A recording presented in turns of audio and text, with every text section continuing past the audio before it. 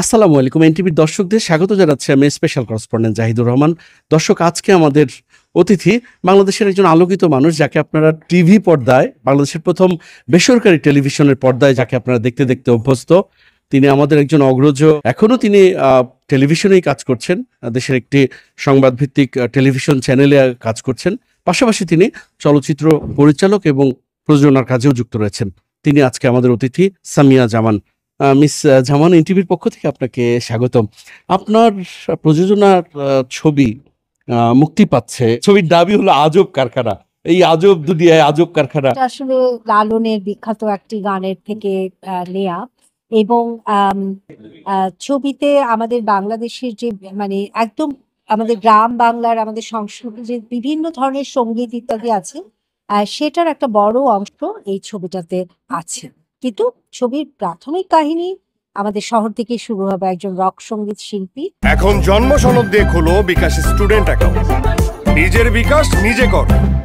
এবং তার সঙ্গে এই আমাদের মানে আমাদের ঐতিহ্যগত সঙ্গীতগুলোর যে যখন একটা দেখা হবে, তাদের এই দুটো পৃথিবী যখন মুখোমুখি হবে তখন কি হয় সেটা। আর এখানে ইন্টারেস্টিং ব্যাপার হলো, আপনি আমার টেলিভিশন ক্যারিয়ারের কথা বললেন, আপনি নিজেও টেলিভিশনে কাজ করেন।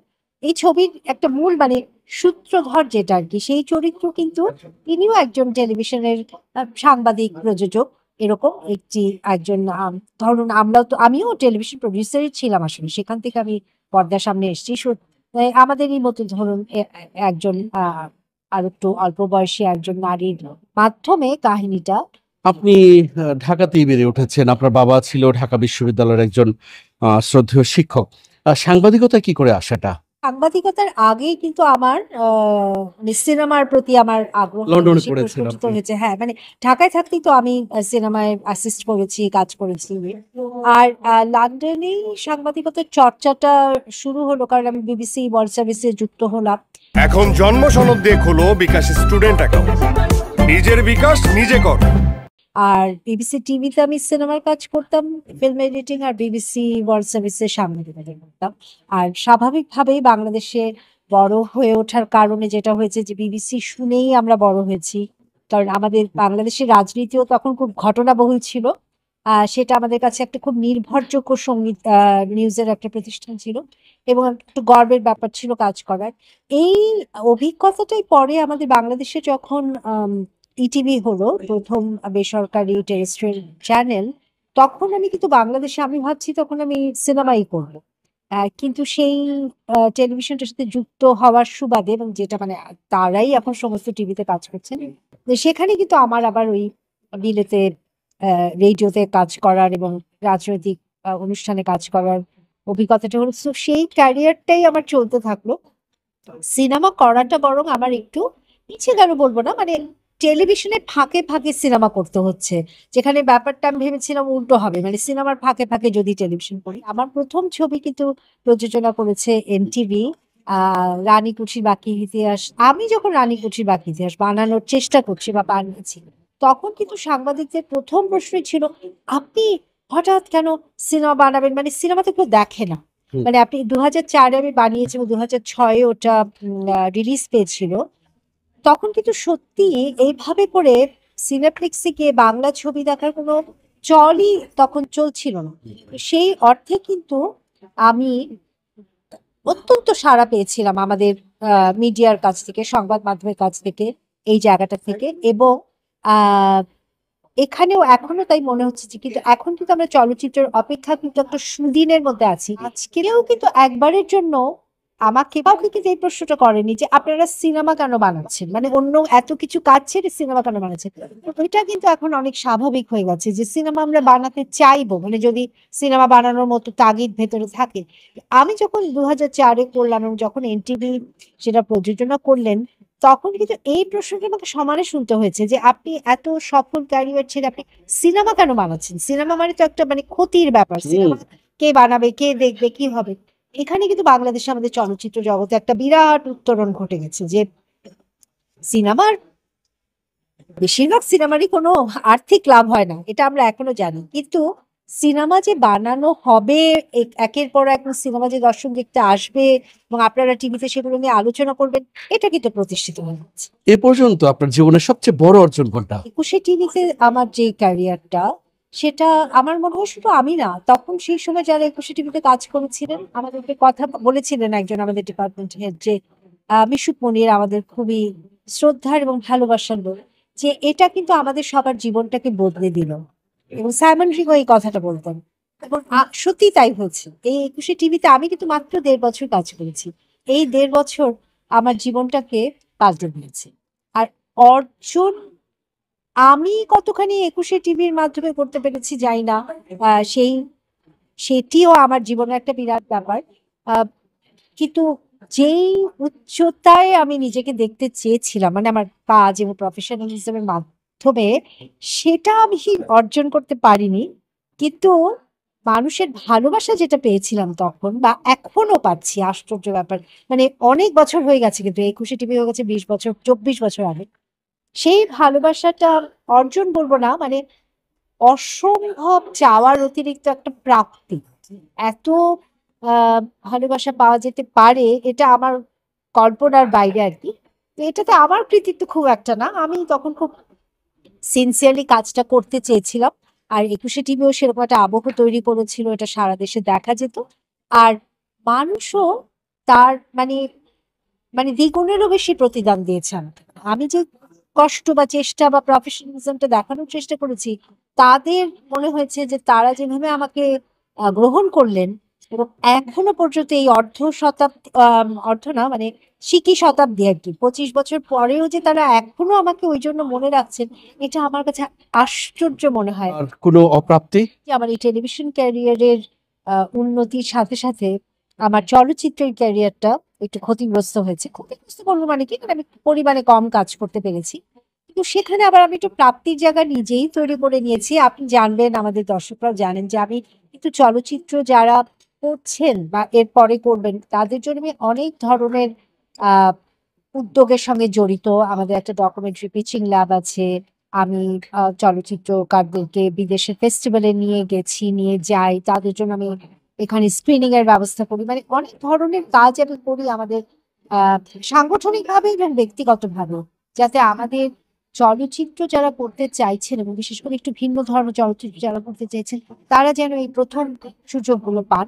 সেই কাজটাতে কিন্তু আমি অত্যন্ত বেশি তৃপ্তি অনুভব করি, এবং হয়তো এটাই যদি আমি আরো ভালোভাবে করতে পারি, এটাই আমার সবচাইতে বড় অর্জন হবে। চলচ্চিত্র নিয়ে ভবিষ্যৎ পরিকল্পনা? ভবিষ্যৎ পরিকল্পনা হলো এখন এই ছবিটা রিলিজ দেওয়া এবং অনেক, অনেক, অনেক দর্শকের কাছে ছবিটা নিয়ে যাওয়া। আর আরো কিছু প্রজেক্ট হাতে আছে। ন্যাচারালি আমি আরো একটা নতুন ছবির প্রযোজনায় হাত দেব। আর এটাই, যে ধরনের ছবি দেখতে চাই, সেই ধরনের ছবি করতে চাই। আপনাকে নিয়ে অনেকের কৌতূহল আপনার ব্যক্তিগত জীবন নিয়ে, সেটা একটু যদি দর্শকদের বলেন। আমি এটা আসলে ১ম থেকেই এক ধরনের একটা সিদ্ধান্ত নিয়েছিলাম। খুব দৃঢ় থাকতে পারিনি সিদ্ধান্তে। কারণ অনেক সাংবাদিক, আমরাও তো সাংবাদিক, মানে ঠিকই বার করে ফেলেন অনেক কিছু। আম সেটা হলো যে এটা খানিকটা নারী হিসেবে আমার একটা অবস্থান, যে হয় কি আমাদের আ ব্যক্তি জীবন, কর্মজীবন এরকম অত আলাদা করে দেখার সুযোগ, বিশেষ করে যারা চলচ্চিত্র, টেলিভিশন এসব করেন, তাদের থাকে না। আমরা ২৪ ঘন্টাই কাজের মধ্যে থাকি। তো আমার তো ব্যক্তিক জীবন আছে, আমার সংসার আছে, আমার মেয়েরা আছে, আমার স্বামী আছে, আমার বাবা-মা, আমার বোনেরা। আমি অনেক কানেক্টেড আমার মানে শ্বশুরবাড়ি, বাপের বাড়ি, দুদিক থেকেই আত্মীয়-স্বজন সবকিছুর সাথেই। তো আমি কাজের প্রসঙ্গটাকে আলাদা রাখতে চেয়েছি এই কারণে, যে আমাদের ব্যক্তি জীবন সম্পর্কে কৌতূহল অত্যন্ত বেশি। সেটা ভালো একদিক থেকে, আমরা সবাই একসঙ্গে মিলেমিশে থাকি। তাতে আমার কাছে অনেক সময় মনে হয় কি, যে কাজ নিয়ে কথা বলা, কাজ নিয়ে যে আপনি ডিটেইল এতগুলো প্রশ্ন করেন, এটা অনেক সময় একটু বিকৃত হয়ে যায়। সবাই ওটা নিয়ে খুব আগ্রহী। আমি যে জায়গাটা বারে প্রতিষ্ঠা করতে চাই অবশ্যই, যে মানে কাজের প্রতি ডেডিকেটেড থাকলে এবং কাজ করার আগ্রহ থাকলে বাংলাদেশে বা পৃথিবীর যেকোনো দেশে কাজ করা সম্ভব।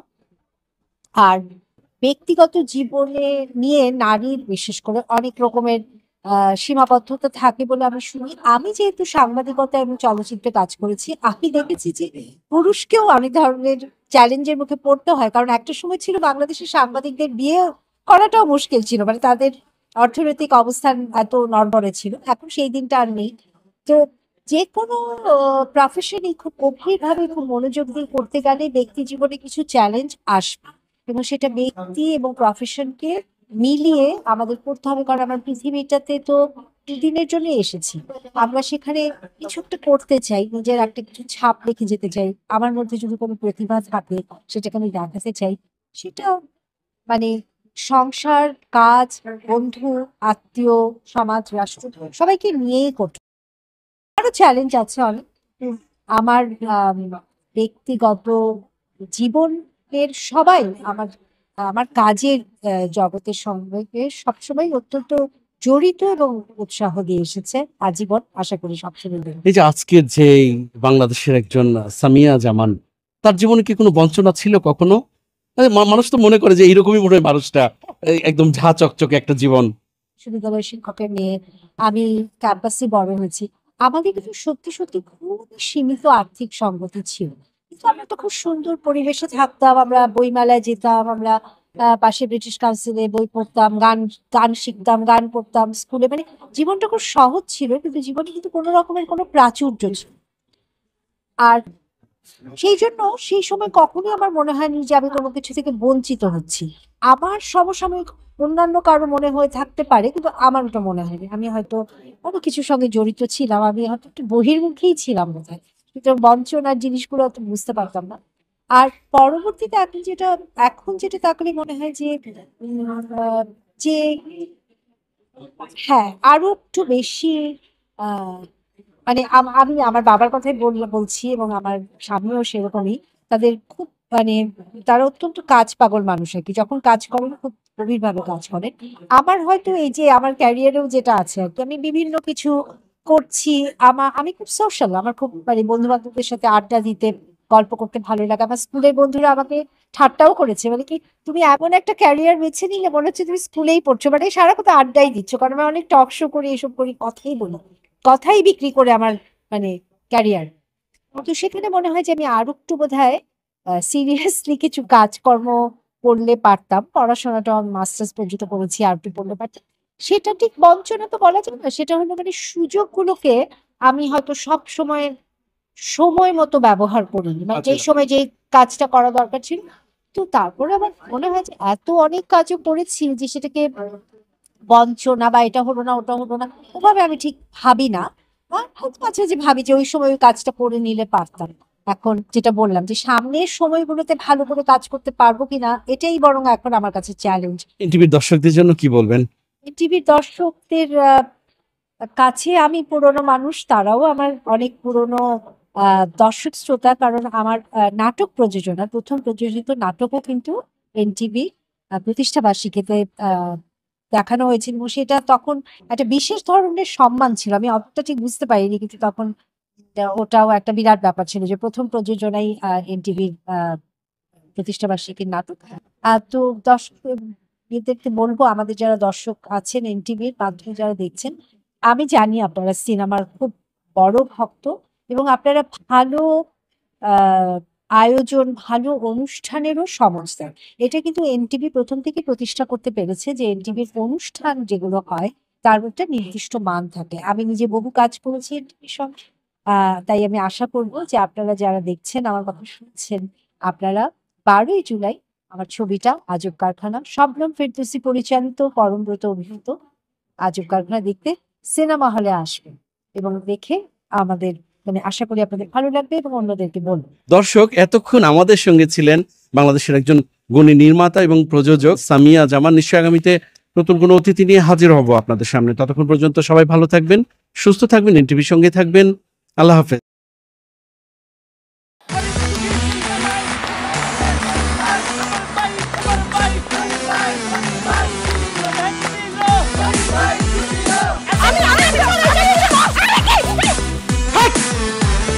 কি ধরনের আকাম করেছে জানো? শালা বিয়ে করলো দুখান, কিন্তু ফেসবুকে রিপোর্ট করেছে একখান। ম্যারেজটা আমার তো হট হয়ে রয়েছে অনেক আগ থেকে। আমি আমার জান পাখি, সোনা পাখি, টিয়ে পাখি, কি করতেছো? ফেসবুকে একটা পোস্টে অ্যাংরি রিঅ্যাকশন দিচ্ছিল। Don't touch my body. বড় বউয়ের প্রতি অনেকই বেশি না মায়া মহব্বত, যাও তারে গিয়া দেখাও, আমার কাছে আইছো কেলা? প্রথমে আমার ঘরে না এসে আমার চোখের সামনে দিয়ে গট গট করে ছোট বউয়ের রুমের মধ্যে চলে যাও কোন সাহসে? আমি ভাবছিলাম তুমি বড় বউ বড় বইনের মতো থাকবা, কিন্তু তুমি বাইরে হইছো আস্তে একটা ডাইনি বুড়ি। আমি সাক্ষাৎ যাই না, তুমি শোনার ময়না পাখি। এই চুপ করো।